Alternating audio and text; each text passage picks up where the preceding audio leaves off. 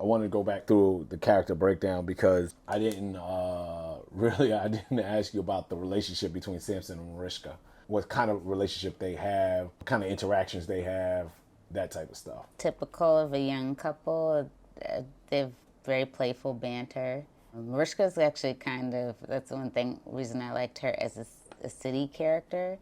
From like growing up in New York, she's, quick-witted.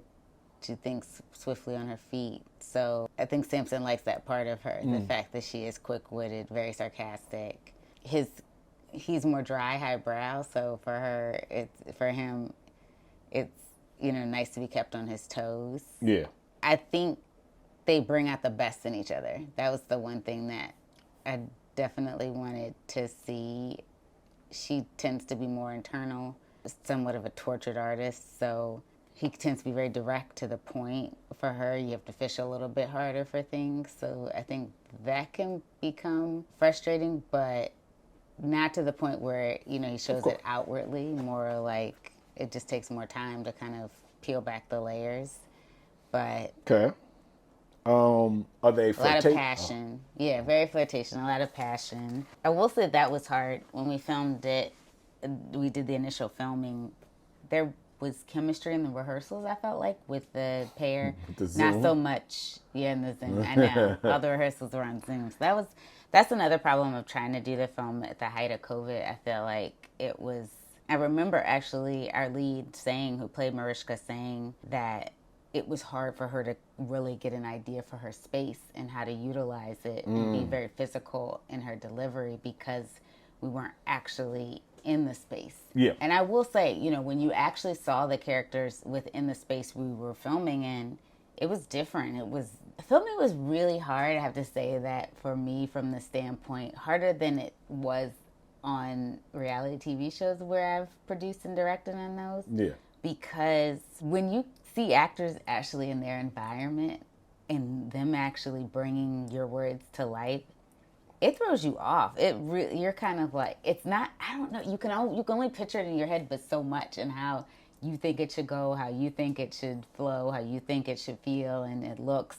But then you'll see them do something and what feels natural to that actor in a character, and you're like, I guess I didn't see them maybe being that, actually delivering something that way. Then you see it and you're like, okay, that works. I think it's kind of like... What was the biggest... Go ahead, give the example, and I want to ask you, what's the biggest change you've seen in that? And then we'll come back to the back breakdown.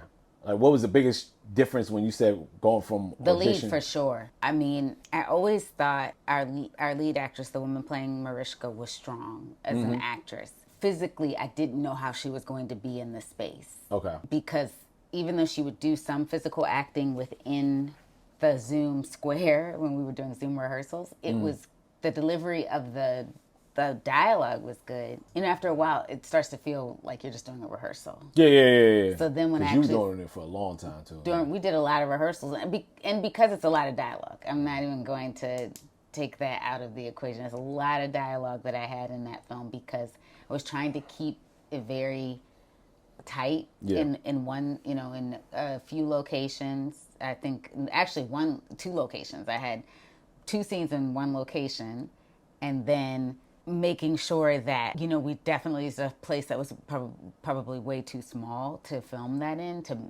especially to make it feel like you were in 2 different places within 2 different scenes. And then I'll say the third scene was outside, so you're already dealing with all kinds of ridiculousness. Light is definitely, natural light is definitely an issue from jump. And then we were doing shoots within 4 days, so that was just already presenting a challenge. Yeah. And also, we were in New Orleans at the end of Mardi Gras, because Mardi Gras, actually, a lot of people don't know this, unless they're from Louisiana or they know about Louisiana culture. Mardi Gras is actually like a whole month. It's not like just that week everybody tells you, oh, it's Mardi Gras. Yeah. It's like it goes up. So there's parades and all kinds of stuff that you're going up against. So streets are closed, so that impedes how you're getting to the location outside. Noise. You always got to take that in account of like how that's going to be captured, because if it's not the same noises every time, that becomes an issue in the edit. Yeah. But I'll say in the actual part of That's why I also suggested you can shoot in a gallery rather than outside. outside, It's a more controlled it's a more environment. controlled environment. No, that's very true. No, that's why I was like, oh, that's a good, because that was like, oh my gosh. And you want to get various angles, so you have a Yeah. lot to cut around, Yeah. cut from. But that also caused more problems in the edit too, because it was a period piece, and New Orleans changed so much, not just since 2000, 2001, but since 2005 after Katrina. Yeah. It's a whole Different city, whole yeah. different city. So I'll say another thing that I guess you could say, if anything, kind of shocked me was how our lead actress Charlie physically used the space.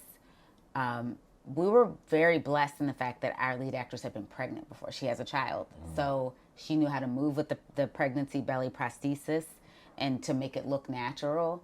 But it was like, okay, she has to move around this space, and it also, make everything about the character itself feel natural. We didn't ever do a ton of movement because she's supposed to be so pregnant, and an 8-month pregnant, a woman in her 8 month of pregnancy is not going to be like darting around everywhere. She's going to Yeah. be moving very slowly. She might stay in one location a little bit longer than the others in terms of moving throughout the space. But I will say she has a very long monologue where she basically has a breakdown within therapy. And I thought she did a pretty good job consistently in rehearsal, but actually seeing her perform it in front of me within the space, it kind of blew me away. It was like, because she's 24 and she never really had like that much parental, I guess you could say, guidance in like how an adult should behave. Her mother had instability in her life, and her father wasn't as present early on because of the divorce and traveling for his career, even though he really cared a lot for his daughter. But then he passes still during some very formative years. Yeah. So she's somewhat emotionally and mentally immature too in this very adult relationship, and I think that's where the conflict is that Samson's very much an adult at 30. She's not so much one at 24, which a lot of people aren't, you know? So, but at that particular point in time, it's not, especially in the early 2000s, people weren't getting a lot of the breaks they get now if someone's 24 and they're not emotionally and mentally mature. You have parents and support systems already of children very young saying, well, they have this and they have anxiety and they have this learning challenge, or they have that. So there's already excuses being made for the child, so that way, if they're not emotionally mature in their early 20s, it's excused. I almost, I will say, this day and age, I'm almost blown away when you see someone at that maturation level so early, so young, because you are still very much a kid in your early 20s. Whether you go to college or not, you're coming out of a system where you've been in school and someone's kind of been directing you on what to do most of your life, and now it's like, okay, now be an adult. At 21 and 22, wasn't that far along of you being 17. And if you did go to college, there were still people directing you on a path, and now it's like you've got to figure out that path. So Mariska didn't have that. She didn't have that at all. So I would say that's a lot of where the lack of, I guess you could say, confidence in becoming a parent comes from too. Like, I don't even know how to be an adult, so how am I going to be that leader, that example for my child? Okay. And so that, I will say, I saw her do that in her monologue, where I was like, wow, like where she physically stomped her foot like a child would. I can't. And I was like, wow, like, she connected to that in the way of like, I think seeing her connect to that character in that way of like, she's a kid, she's a grown kid, just like basically throwing it. This man has swept her off her feet in Europe, brought her back to the States. She doesn't really have to worry about, money so much per se, like he is a financially stable person. So she kind of gets to just navigate her art career, and she's been having a lot of success in her art career. She's not actually a young artist that struggled, because she has a lot of talent in the art dealer she works with herself. She's been actually getting a lot of opportunities, probably more so than most Black artists that are young would receive, because of the lifestyle she's basically been blessed to kind of, come into, I guess you could say. And So that is something else. But at the same time, she's a person that has had to like get it from the mud, most of her life, like really fight for things. And now she kind of has a little bit more breathing room, but at the same time, it's kind of like, okay, How long have they been married for? Oh, 2 years. I'm going to push back on something you said, even though I know they're your characters. She hasn't faced adult challenges. You said she had to get it out the mud, but in actuality, she's been married for 2 years. Yeah. She had a lot of early success in her career. So she's been basically successful from the age of 20. But I'm saying the parents, like what about her actual growth? That's what I mean. Like when he meets her in a cafe and she's working as like a waitress in a cafe and she's basically a struggling artist in France. At what age? They met when she was like 20, 21. And he was about 27, 28. So you said they met what age, say again?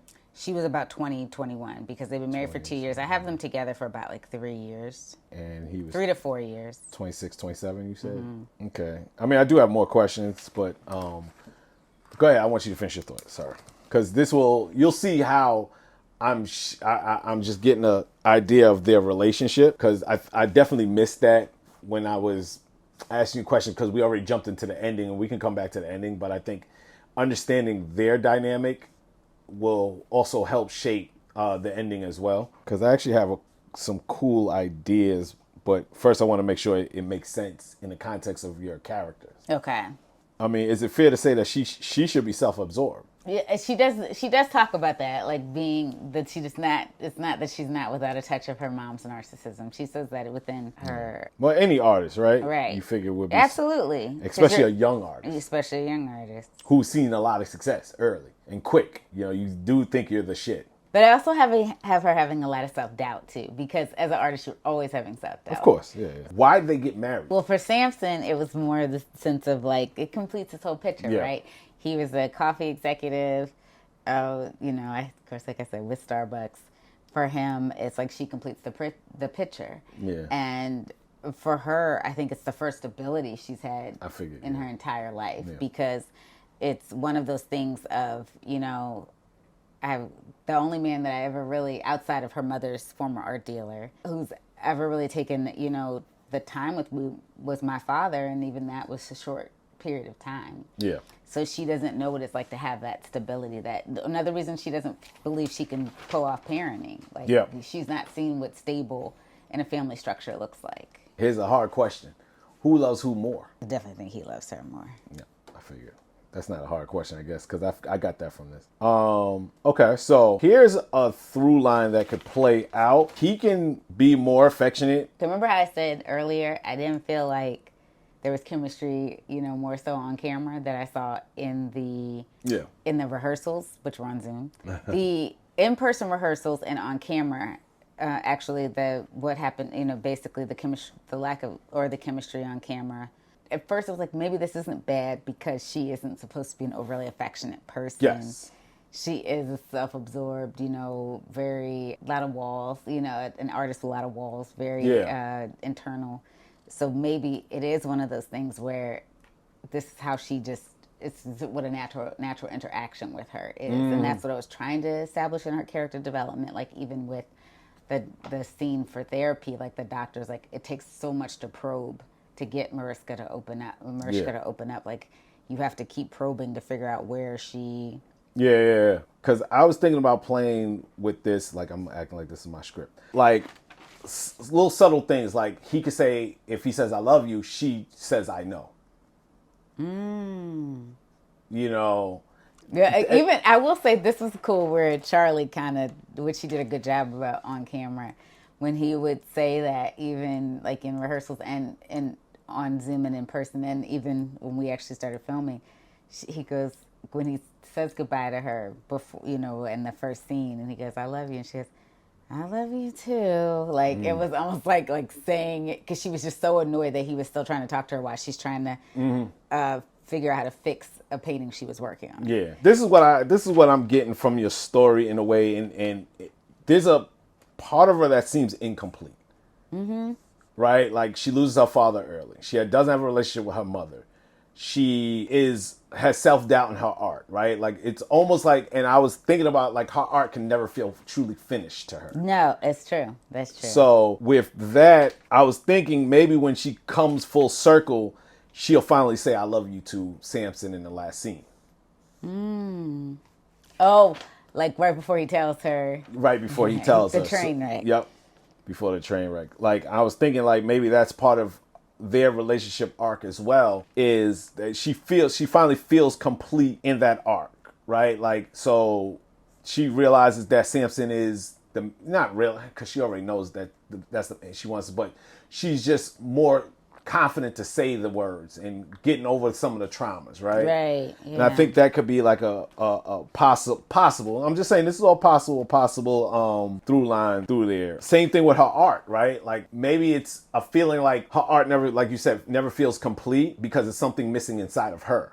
And the resolution is she'll feel when she finally accepts her art as complete, even though nothing's ever truly perfect. And maybe that's where those two layers can coincide at the end of the film before the hammer gets dropped. So that's just some thoughts. Like I said, everything's just thoughts. I'm just throwing out there of like looking at how you wrote their personality. With him being more affectionate, what did you remember I said like it feels like there's just so much of him that's missing? And I get it, this is a her-centric story, but he really is like serving as like backdrop. And it's just like, you know, even someone, you know, baby. First of all, I hated that he said it that way. No offense. Why? With the way Vincent said it? Because you said it was like based off of me, and I was like, man, if I ever sound like that. Well, Samson's supposed to feel more. I know, square and buttoned up. I mean, you know, okay. I will say, like, and that's what's interesting too when you go through the casting process.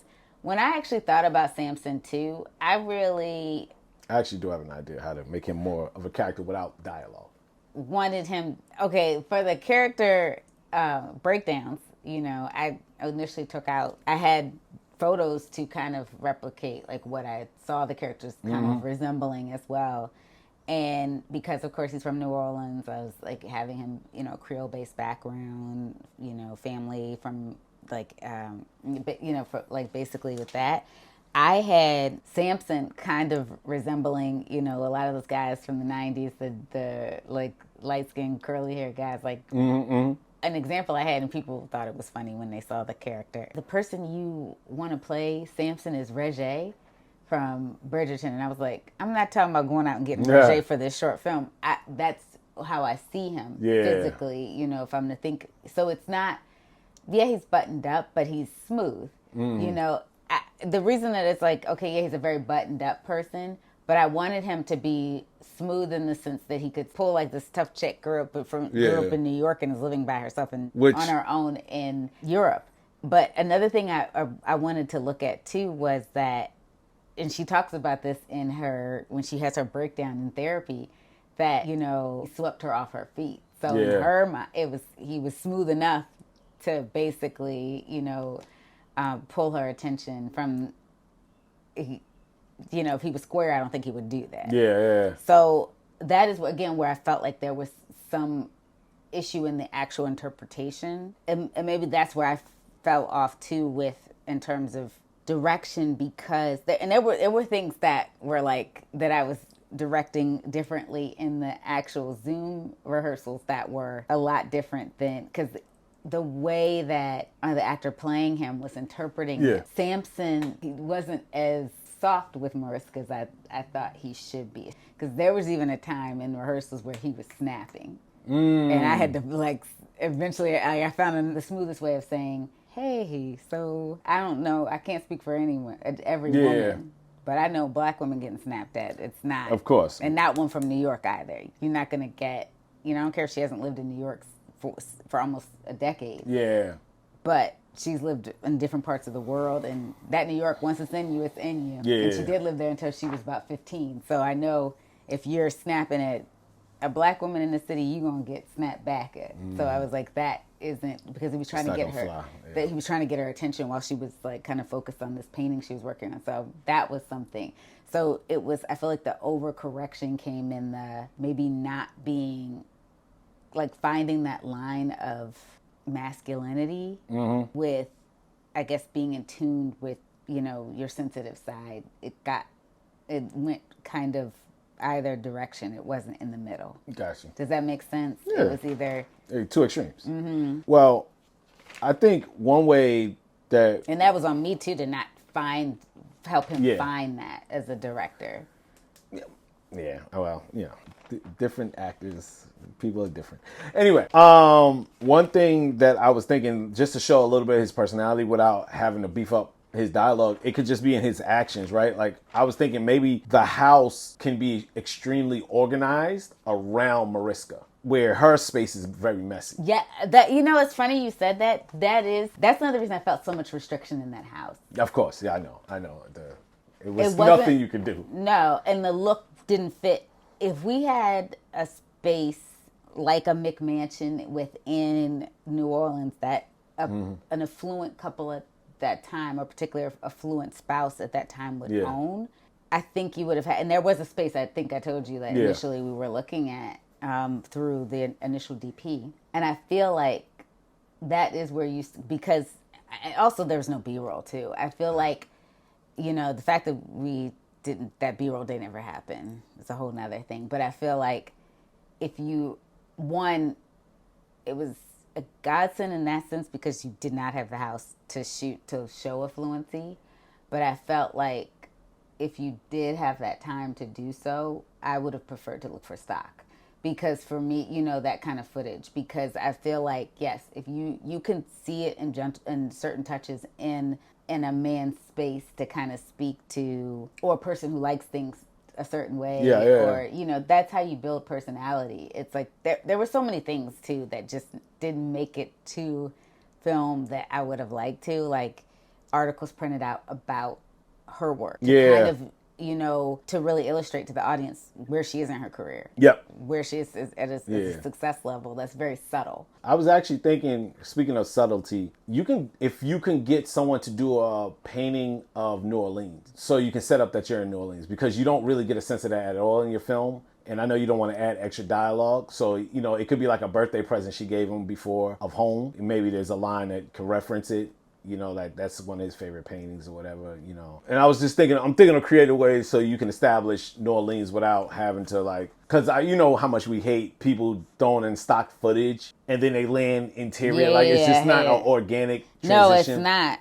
Which is why, I really wanted to try to use authentic New Orleans setting, but... And even then, you kind of want to open it up with the art anyway. So I think maybe having a painting of New Orleans or something like that can kind of establish it where y'all at without having to go to exterior, you know what I mean? But yeah, so I was thinking that. So yeah, I was thinking that'd be kind of cool because if you opened it in the space too, you could have it when he's making the tea for her. I was thinking that too. Yeah. And it can be in the kitchen, But also that shows his aloofness because she's trying to hyper focus. He's making noise. Yeah. He loves her because he's doing something for her, but he doesn't realize he's annoying the shit out of her. Well, another thing too, because of the way that kitchen scene was and the setup of the house too, was so many obstructions that he couldn't walk through the house. Yeah. Because the middle room was being utilized. Well, 2 rooms over was being utilized as the doctor's office. So for him to get all the way to the front so we had him walk out the back of the house where the kitchen and bathroom is. Yeah. For him to seem like he's going into a second home, which that script wasn't written in that way. Yeah. Because I did want all of that noise, things to kind of, I remember, it's also kind of those morning sounds that kind of let you show okay, I think the last 4 takes of that scene, sun had risen, so it was daylight. So it wasn't when he's saying you're up in the middle of the night. It's is he though? It's is he right. Though? The sun is so high in the sky. I remember, yeah. So I mean, it's things like that where I will say that's the one thing too I like about Vincent when you would give him, who played Samson in the initial filming, when you give him direction on course correcting or changing something. There were things he did that were pretty unique that I wouldn't think about. He had a cell phone, which we also wanted to establish, fluency in 2000, 2001. Yeah, people had them, but, they weren't using them as much as they were in a certain business. I wanted to not only establish it that way, but have him look at the, he was used to I hate to say kids because he's in his late 20s, probably now going into his 30s. Not kids. What are you talking about? Everybody. It's instinctual now. Yeah. Everybody just looks down at their phone. They're used to getting a notification. They're used to getting some type of an alert. And he was thinking he had to look down at his phone because he's going to get some type of notification, get some type of alert. And we had to tell him people weren't doing that. No. You weren't getting notifications. You weren't getting alerts. And you get pissed if you got a text. You know how much this costs? Yes. Because text costs. And I think that's the thing. Like, we were telling him, like, you might set an alarm for yourself on the phone. Yeah. That would go off. And I told him that would be... So he was doing that going into the actual house, like when he was supposed to be pretending that he was going into a separate, like an ADU, to actually go in to see for where her art studio was. Gotcha. And so for me, I made it look like the house is so big. In my mind, when I pictured the house, was that she was just using a spare bedroom to be her art studio. I mean, I pictured it completely different from what we had. Like, I pictured a fireplace in there. She was painting off of like that light and maybe some other small lamps in there, because I wanted it to have that like warm orangey glow within the space. Well, this is where the issue happens, being the writer and the director. You have all the power. So when you're sitting there, right, like you as a writer go into that situation, like this is not how I envisioned it. And the director is supposed to be able to pivot, but you probably had trouble pivoting because you were also still the writer and you were still in your writer's brain. So I think there has to be a way for you to be able to pivot a little bit better in those scenarios. And there were certain ways I was, because I remember like one house we looked at, and it had a traditional New Orleans style, like kind which I still think you should have got. But you mean the bigger one that Gabe was recommending? Yes, that one I should have waited on to get that one, because that one had a lot of space in it. The one that they do the reality shows. They do a lot of interviews for like Southern Charm. I thought that would have been a good one. The reason that one was the other one that we saw that belonged to a woman that was natively from there, and she had a balcony. So we even thought she could be out on the balcony. So I shifted my thinking. That's good. She'd be covered in a blanket. And because we didn't want to reveal the pregnancy and right away, she would at one point peel back the blanket and get up. You'd see that would be a natural reveal. There were things that I was thinking in terms of pivoting, but that house I felt so restricted in terms of like how to film in it. And I do think, I knew that our original DP felt that way too. I could tell, but he was thinking of other things to do. Yeah. I don't want to like squash anyone's creative vision. And if you have a vision too, you know this when you've worked with me as an editor, I've said all the time, like, if there's something you want to try, I'll give somebody a chance to wow me. I'm not going to be like, no, I don't want to do this. And I'm stuck to, this is how I want to. But if you just give me anything and I'm supposed to be like, cool. Yeah, that's not good either. Thanks. Yeah. So. All right. So let me summarize where we at so far, right? So I got Mariska. She's quick with it. She internalizes a lot. She had lack of parental guidance, emotionally immature. She had a lot of early success, haven't faced, I wrote that she hasn't faced really adult challenges. She faced challenges as a child, but hasn't really faced challenges as an adult. So that's an interesting dynamic. I don't know how to explore that, how you would want to explore that, but that is very interesting, right? Like, she had a lot of trauma young, but then she had it easy older. Like, people typically don't get early success in their career. People typically don't get married to their dream man or woman early in their life, right? Like, that typically does not happen. You don't get a big mansion at 22 years old. This is not shit that happens, and this shit doesn't happen to someone who had a hard upbringing. Yeah, that's true. So maybe that's another layer then for her. Maybe it's one of those things of like, she doesn't feel deserving of that either. It's like, a good one. Okay, she does talk about in her monologue, which we'll go through at one point. But she talks about like, I don't know what it's like I had to get myself ready for kindergarten. My mother wasn't the person that was putting all of that together. Yeah. So how would I know how to do that for a child? Yep. So it's like her questioning, because she never saw those patterns.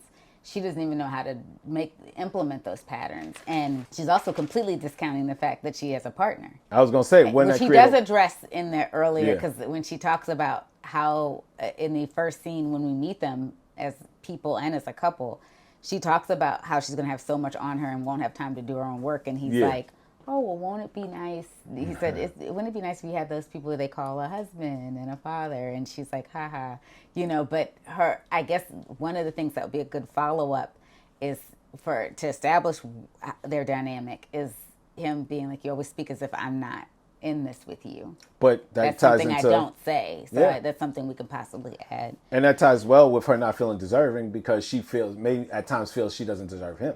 That's another wall that she's creating, you know what I mean? And also that feeling, which, a lot of women do feel, when's that other shoe going to drop? Yes.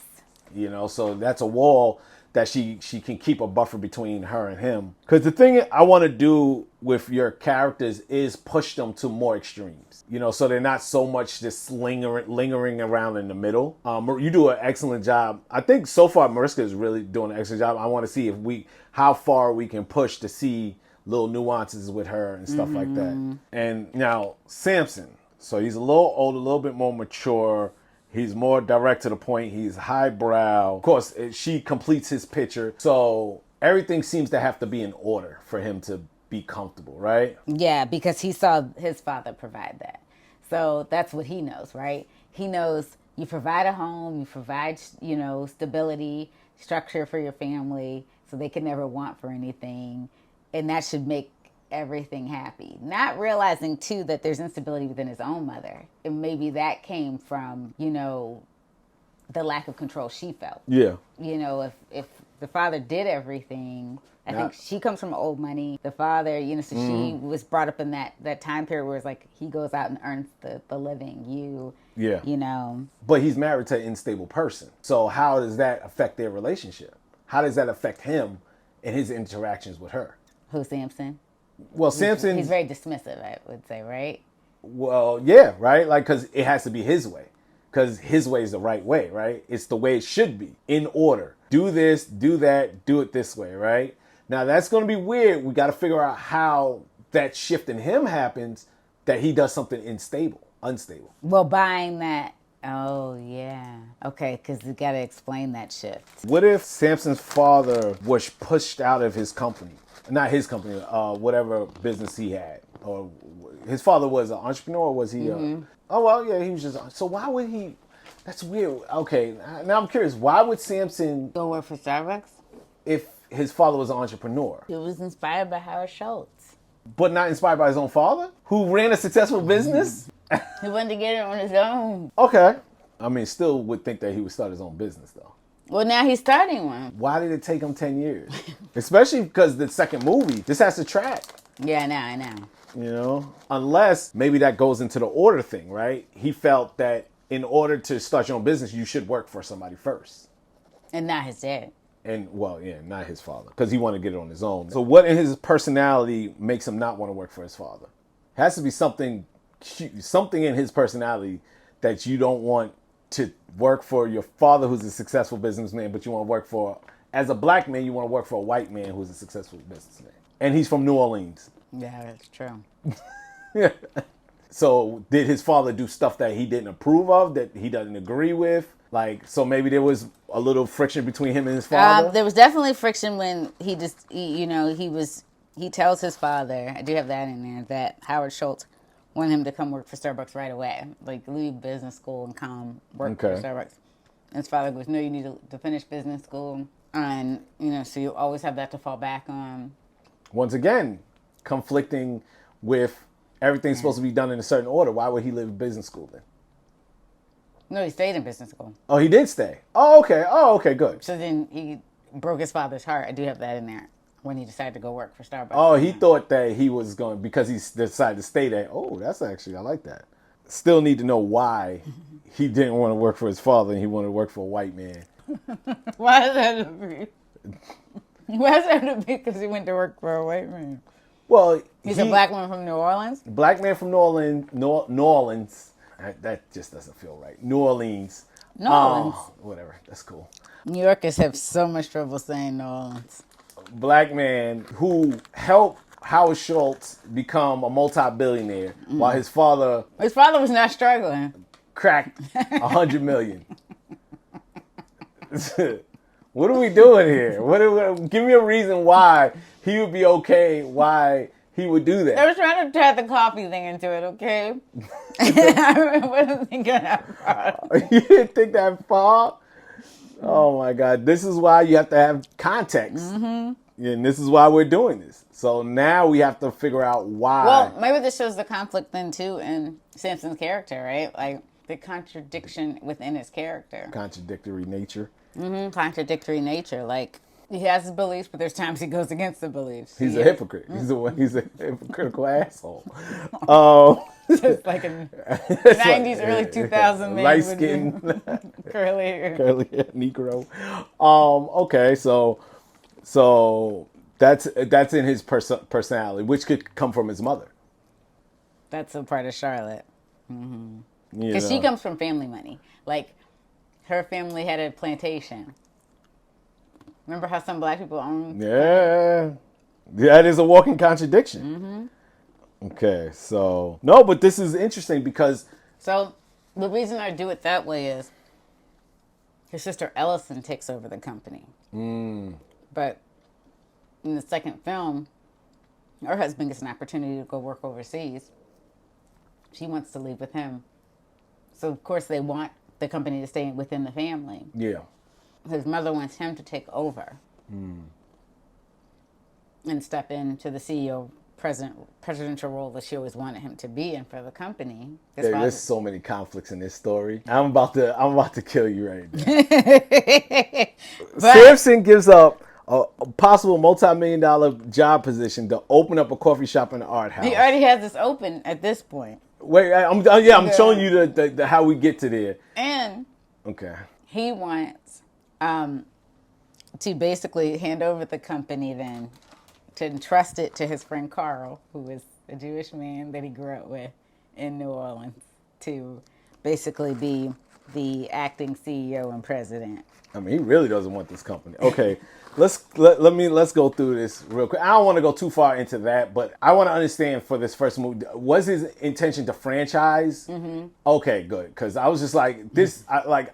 He likes order. He likes financial stability. He likes all these things. So he's going to invest his money into a business that's just basically... You think this has issues? Wait till we get to the feature. Because this bitch don't have no money. The conflict I had was he comes from a rich family, probably has lots of inheritance, and I make it seem like a fire took out their whole in fortune.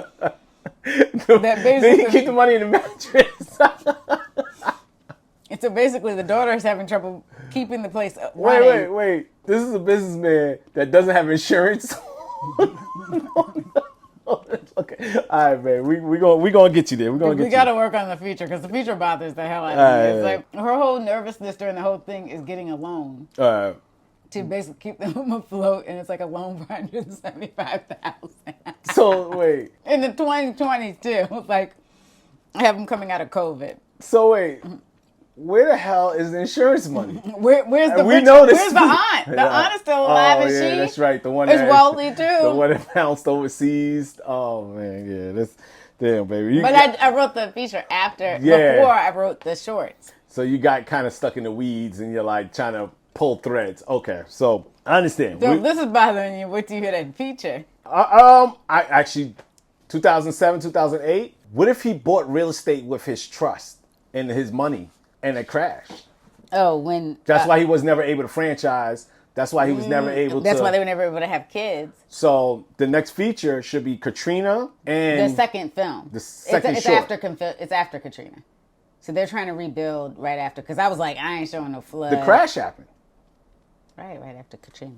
So you get slammed with Katrina. That gives him another adversity. There you go. There. There you go. Okay. That's why...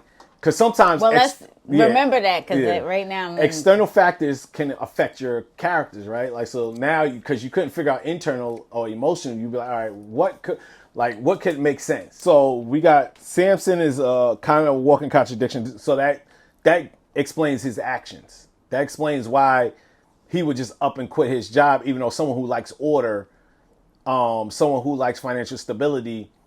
but he has to have, I guess, a certain level of arrogance, too. I guess he get hit from his father. To think that he could just quit this successful job and just make a coffee art house and eventually make it a franchise. So when she feels that her painting isn't complete, he actually has a similar personality. either shouldn't he kind of like feel that way too about her art? He thinks she is, it's art for him. So it's like He thinks it, as long as you have all the elements, it's complete. Even though it's something an artist that if he's not gonna see what she sees, right? yeah, he just sees the elements. He says, "Oh, you doing it? It was a painting of you." No, What was the that painting? was in the corner somewhere because Erica was trying to do her Hancock of having elements of us in the space, and I was like, I don't need that. It was a beautiful painting. I'm glad we still have it. Yeah. I know. I'm glad we still have it. I was actually even thinking, and I mean, I'm just throwing out ideas right now. This is we can when we come back to do the story stuff.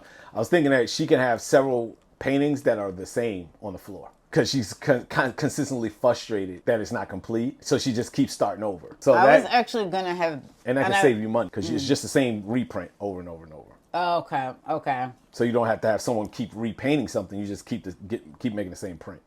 So that's a cheap way to get around showing a lot of artwork and using the story that she's not happy with her painting. Painting, and she just tosses them to the floor.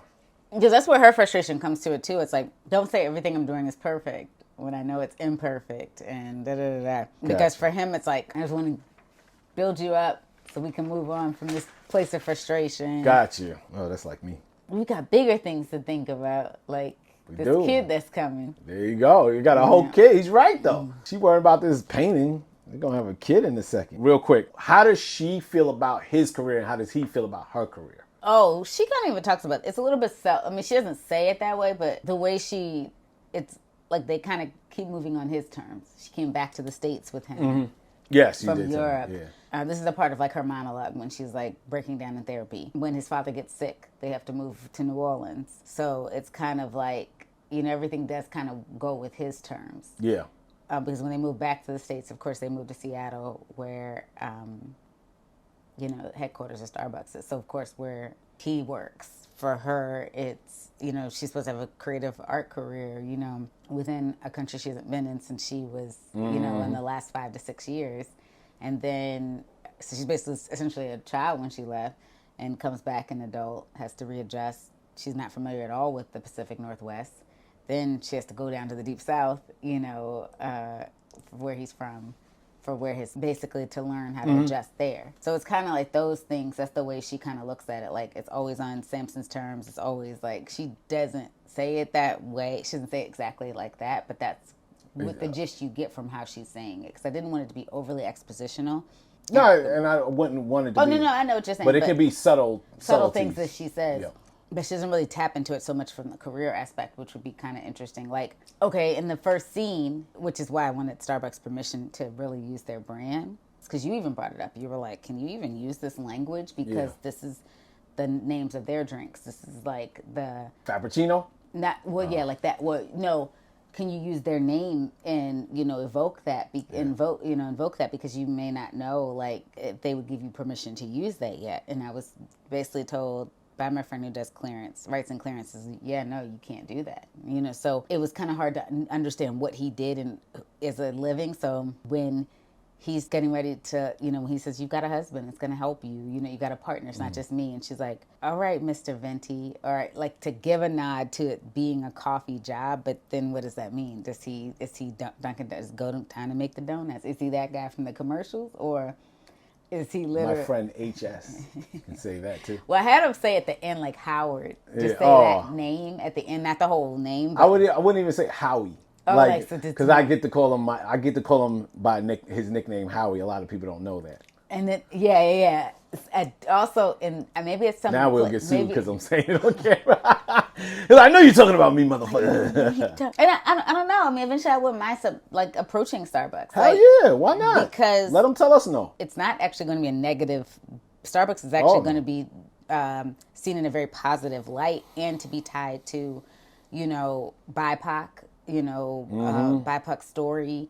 And by a young black family, positive, black executive, not, it's all it's definitely, it's more, this story, if there's any negativity in it, it's breaking family strongholds. That's really what that part of it is, which is a huge thing within black culture that is a continuously perpetuated because of the fact that our strongholds are so deep, because of the fact that we were a culture that was stripped of everything that we ever knew. So everything it's been built in our culture. That's why our culture struggles with identity. Everything that's been built in Black culture has been framed from, primarily a Caucasian concept, an idea of people with European descent, like what their idea of family looks like, what their idea of structure, but not so much for their families, for what it should look like for our families.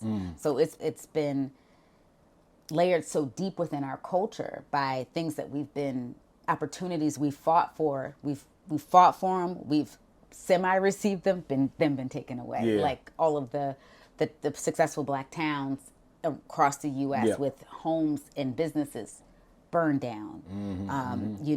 We, as right out of slavery, sharecropping.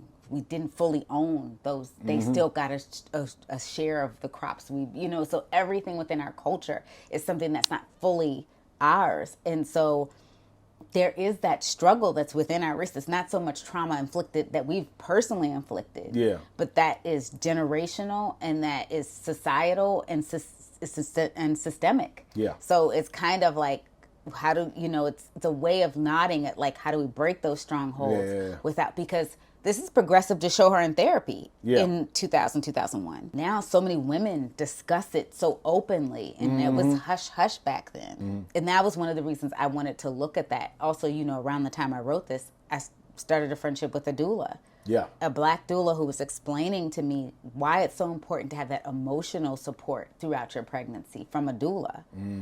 Because that's a lot of things that people don't realize how much women need that support throughout pregnancy. They think it's more so making sure you stay healthy, the baby is healthy, but not what is the mental and emotional health that, a mother is experiencing at that time too. Sure. Everything's changing so fast. 10 months may feel like a long time to a lot, but it's very quick. And just like that, you're in charge of a whole, you're responsible for a whole nother life. Yeah. And that's a lot. And we're talking about a 24-year-old woman doing this who didn't have a good example to begin with. So those are kind of the layers I want to dig deeper into. Okay. And I why her resistance to therapy and stuff like that, because it wasn't talked talked about then. It was kind of like, why am I even doing this? It's a joke for her. Everything feels new age. Like, this is like even though she's an artist, this might be going a little too far. Everybody's idea of artists they're into this, right? Their head wraps and also artists could be scared. Could be scared to have someone tinker around in their brain because it might mess up with their art. It might mess with their artistry. Like, so she even talks about this could mess me up as an artist. Being a mother. Another thing I don't address in therapy that could be a layer to tap into is because her mother was an artist and Mariska showed ability early on, like almost prodigy type ability. Her mother might have been jealous of that. Yeah. All right. Love it. You ready to shut it down? Yeah. All right.